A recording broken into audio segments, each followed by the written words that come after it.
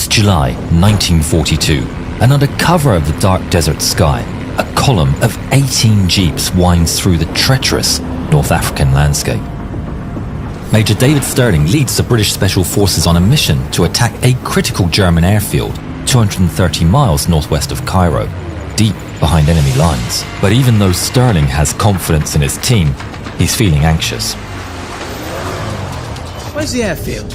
Should be right here. Suddenly, the black of night is replaced by hundreds of bright lights.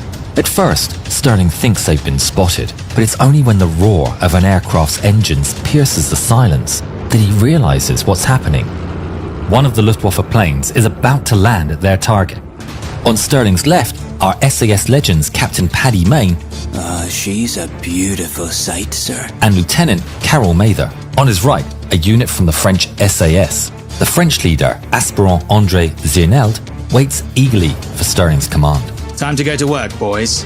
The men take their positions on the guns. On each jeep sits mounted twin Vickers K303 machine guns, on front and back. Once the men signal they're ready, Stirling starts the attack. Who dares wins?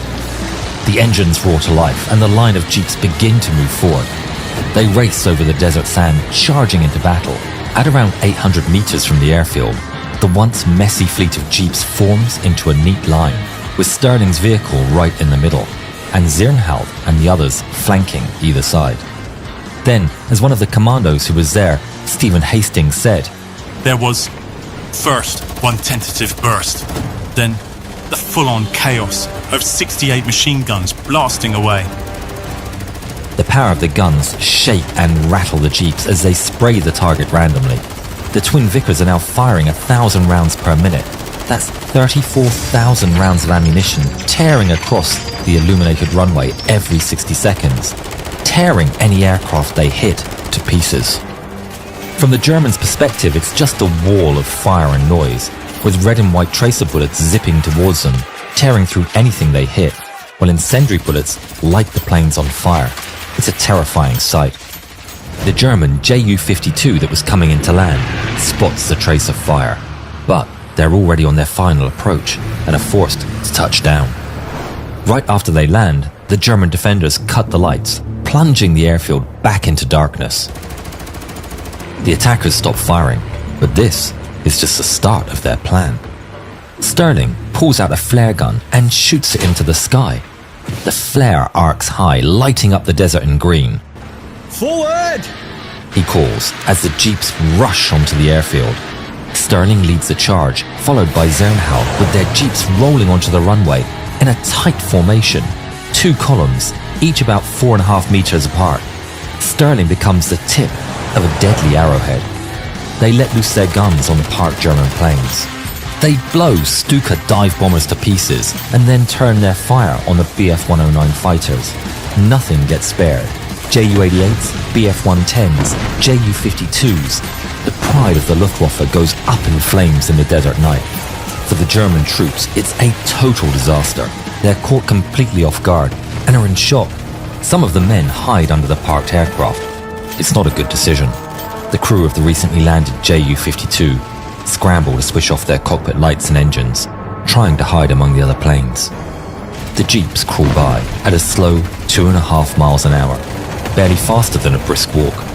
They roll all the way down the runway, without facing any resistance, leaving chaos behind them, and the Ju-52 and its crew are caught in the storm.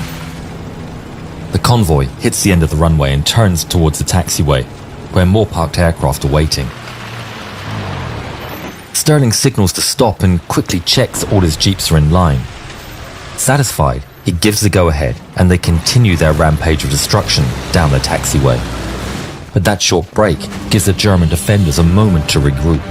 A few Germans dash for a defensive position, grabbing a 20mm Breda anti-air gun and some portable mortars. One German soldier yells, Wenn wir sie nicht aufhalten, ist alles verloren. They let loose a mortar. Stirling hears a whistle overhead, and then the first mortar falls in the center of the formation, between the jeeps, almost taking out Zirnheld and the others. Then the German anti-air guns and Italian Breda cannons begin to fire wildly at the British soldiers. Bullets whiz over the commandos' heads. They duck low as they can in the jeeps while the enemy barrage sweeps through their formation. A gunner, Trooper John Robson, gets hit and slumps over his machine gun. They need to take out that Breda. Sterling shouts to his gunner, Sergeant Johnny Cooper. Get that gun! As Johnny rounds on the Breda gun, one of its shells crashes through Sterling's jeep, missing his knees by inches. Sterling's jeep grinds to a halt. He shouts, Why won't it go? We haven't got an engine. and another jeep pulls up for them. It's Robson's, and Sterling is met with the terrible sight of the young soldier lying on the back of his jeep. What little was left of his head is resting against his gun. Sterling's new jeep rejoins a column which is busy pummeling the enemy position. Mortar rounds continue raining down, shaking the ground and sending shrapnel flying into the air. But the men of the SAS do not let up. Their fire rips through the enemy position. The Breda gunners and mortar crew are overwhelmed, and they fall one by one, with the survivors fleeing for their lives. When the column reaches the end of the taxiway, Sterling honks his horn and orders a complete stop. The jeeps park around him, and he shouts for them to shut off their engines so he can be heard. The airfield falls into ghostly silence, illuminated by the giant bonfire that used to be Luftwaffe squadrons. Everyone okay? Yes, sir. Sterling is relieved to find that Robson is their only casualty. How much ammo have you got left? They still got plenty of ammo left. No point in leaving things half done. All right. We'll have one more go over this side of the dispersal area, then beat it.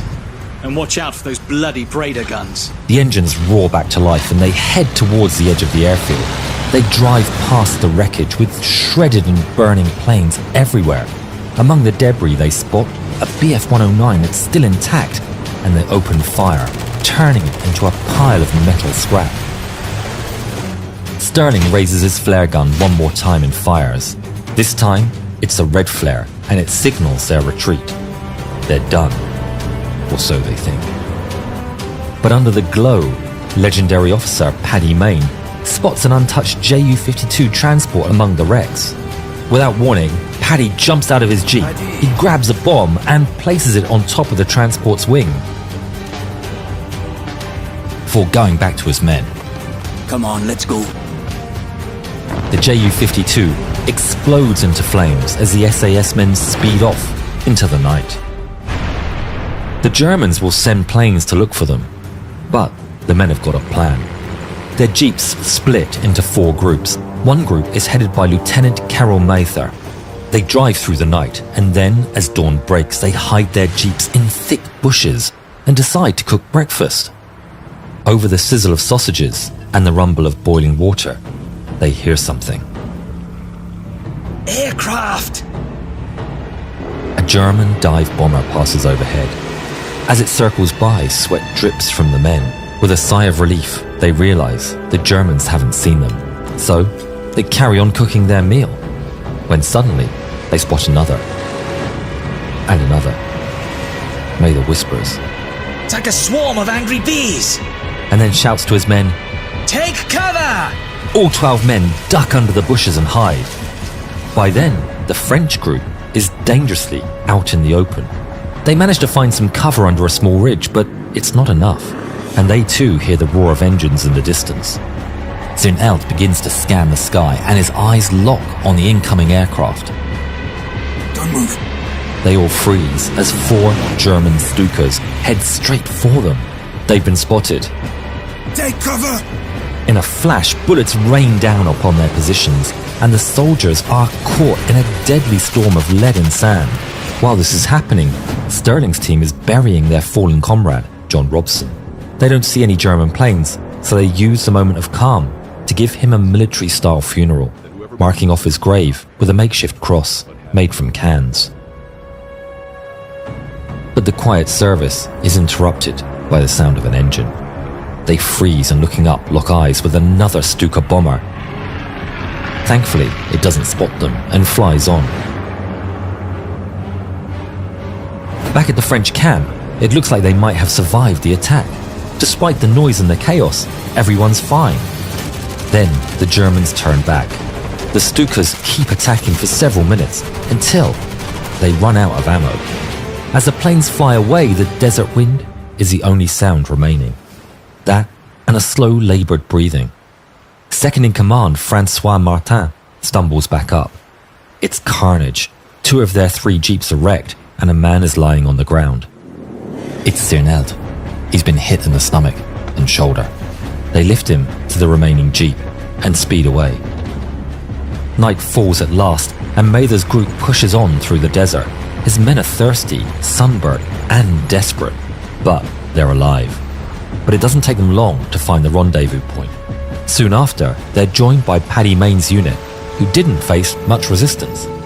Sterling's men are also on their way back, but for them, the terrain is proving just as tough an enemy as the Germans. One jeep loses a tire, and the men have to abandon it and jump onto another jeep. From now on, the progress will be painfully slow. To make things worse, they can't find any of their landmarks. They're lost, and food and water and fuel are running low. If they can't find the rendezvous point soon, they may never leave the desert. They decide to take a chance and keep moving during the day, but find themselves completely lost. Sterling stares at the endless, unrecognizable desert and fights to push back any negative thoughts. According to the navigator's calculations, they're heading in the right direction. They just have to keep going and hope he's right. They move all day under the scorching sun, but still can't find anything they recognize. Before long, they come across a steep escarpment. They're stuck. The navigator hops out of his jeep and heads to the edge of the cliff to find a way down. When he gets there, his eyes light up. At the bottom are British jeeps parked at the rendezvous point. He runs back, waving his arms in the air. We made it! Sterling's group finally reaches their hideout on July 29th, 2 days after the raid. But it's not a joyous occasion. As the French speed across the desert, Martin tries to give Zirneld first aid. But it's no use. With every second that goes by, his skin gets paler, his breathing slower, and his heart races faster. By the time they spot the rendezvous point, all hope is lost, and Zirneld knows it. He pulls Martin close and whispers his final words. Je vais te quitter. Je suis en paix. Before breathing his last. David Sterling would be awarded the Distinguished Service Order and the Order of the British Empire for his outstanding service, and just a few months later, Al's detachment would officially become known as a Special Air Service. Martin would find a poem by Zirneld while going through his belongings. Now it's known as the Paratrooper's Prayer, and it's the official poem of the French Airborne Forces.